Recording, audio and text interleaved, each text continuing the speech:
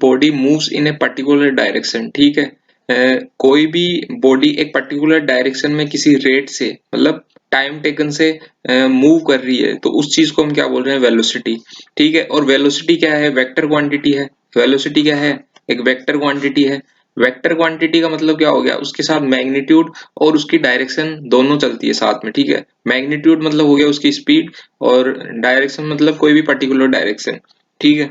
तो velocity equal to क्या हो गया, displacement in particular direction upon में जो भी टाइम टेकन होता है वो, ठीक है।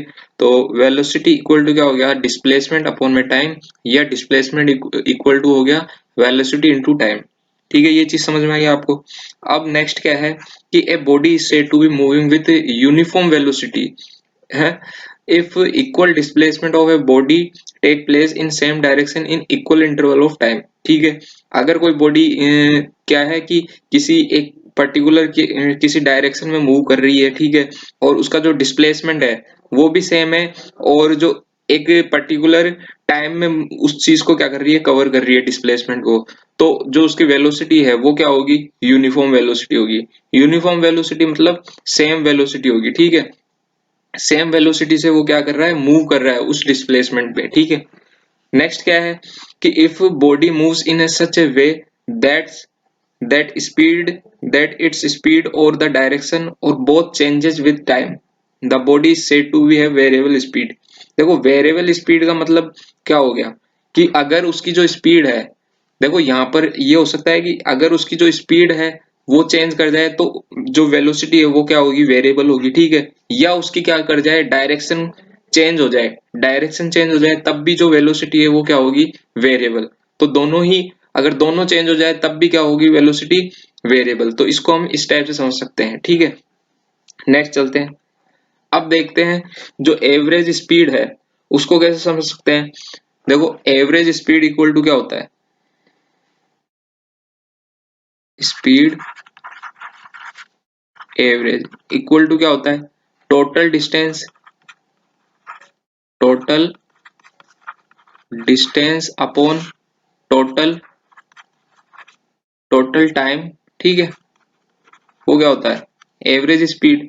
अब देखो एवरेज स्पीड में दो केस होते हैं, ठीक है। दो केस कैसे, अगर मैं बोलूं कि अगर सेम डिस्टेंस हो तब क्या होगी एवरेज स्पीड, सेम डिस्टेंस। एक होती है सेम टाइम, ठीक है।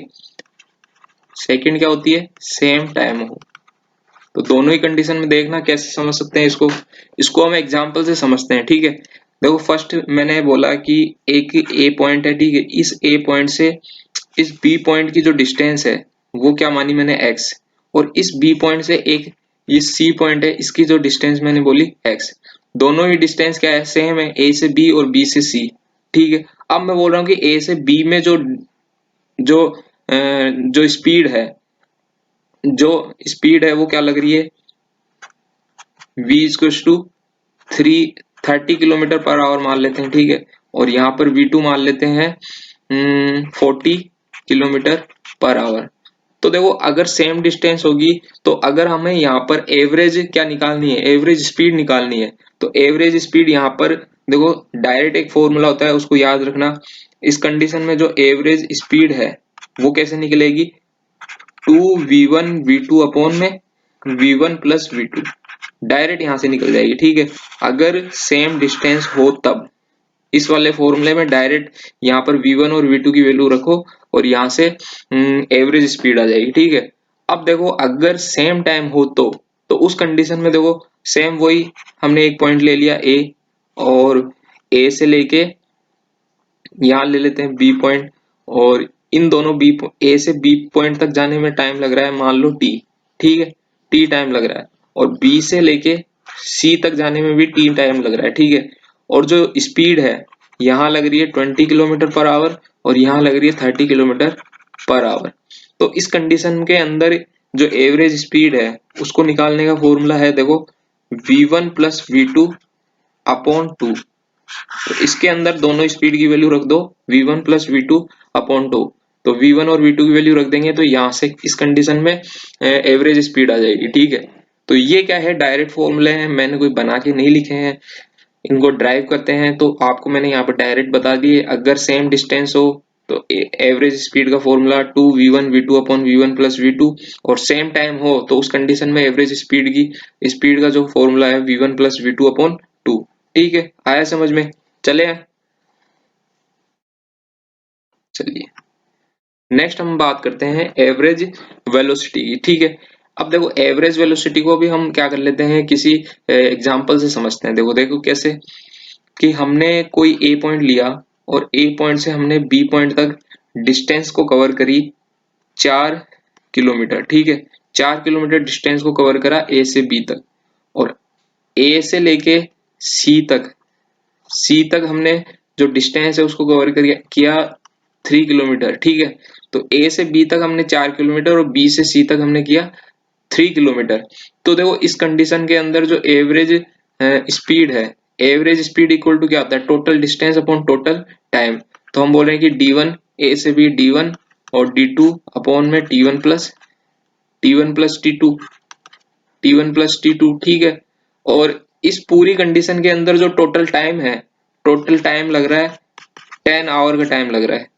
ठीक है, तो यहाँ पर एवरेज स्पीड क्या हो जाएगी, एवरेज स्पीड यहाँ पर हो जाएगी 4 + 3 अपॉन में 10 इक्वल टू क्या हो जाएगा, इक्वल टू हो जाएगा 7/10.7 किलोमीटर पर आवर। ये क्या हो गई इसकी एवरेज स्पीड। ठीक है, अब बात आती है एवरेज वेलोसिटी की।